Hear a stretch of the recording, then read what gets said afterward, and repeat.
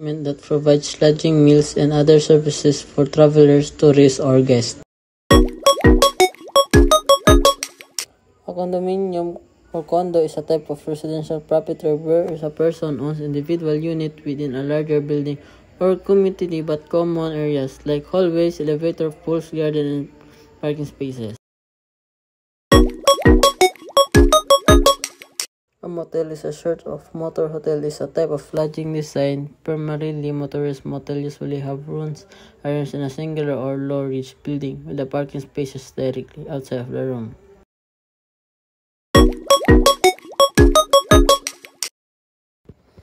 Inn is a small establishment that provides lodging, food, and sometimes drinks or traveler and guests.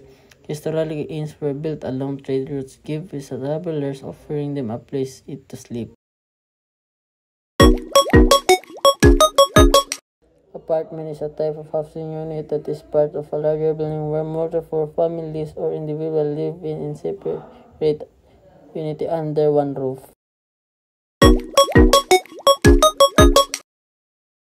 A parador, plural paradors, is a type of luxury hotel often located in a historic building like castles, palaces, monasteries, fortresses, or areas of great natural beauty.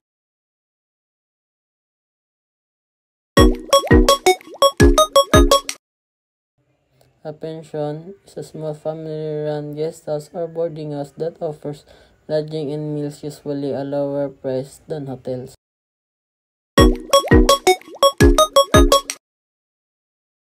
A bed and breakfast is a small lodging establishment that offers an overnight stay along with breakfast in the morning.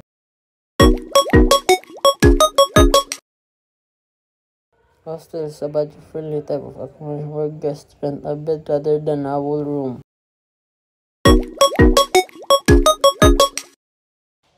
A campground is an outdoor area where people can set up tents, camper van, and RVs and stay overnight, usually surrounded by nature.